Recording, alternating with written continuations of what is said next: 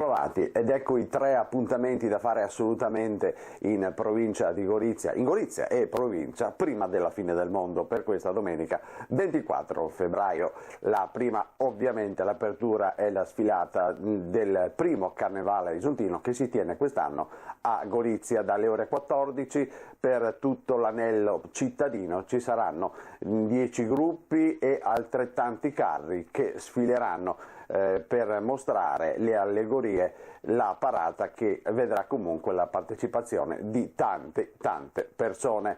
Ripetiamo, dalle ore 14 in corso a Gorizia, e poi alla fine ci sarà la premiazione dei vincitori ai giardini pubblici. Seconda tappa da fare assolutamente in questa domenica 24 febbraio in Gorizia e provincia è andare a Cormons a vedere la Regina dell'Acqua al Teatro Comunale. È un laboratorio didattico organizzato da artisti associati dalle ore 16, quindi consigliato per bambini. Per qualche informazione www.artistiassociatigorizia.it.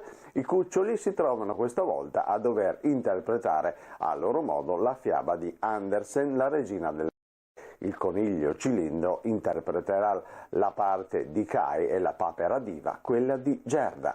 Per informazioni www.artistiassociatigorizia.it a Cormons domenica alle ore 16. E chiudiamo questa puntata ritornando nel capoluogo isontino e facendo sì che magari dal corso vi spostiate in teatro, ovvero Mary Poppins, spettacolo teatrale al Teatro Verdi di Gorizia in via Garibaldi, angolo Corso Italia, alle ore 17:30, consigliato per tutti. I rompinscena rappresenteranno Mary Poppins, lo spettacolo in 2 atti basato sull'opera di Travers, dalle quali è stata realizzata la famosa trasposizione cinematografica di Walt Disney con Julie Andrews e Dick Van Dyke, e sapete che adesso ce n'è un'altra in giro dalle ore 17:30. Per informazioni basta andare sul sito del Comune di Gorizia www.3.comune.gorizia.it/teatro. Per quanto riguarda questa rappresentazione dalle ore 17:30 di domenica. E ringraziamo l'ufficio di promotorismo di Gorizia per le informazioni.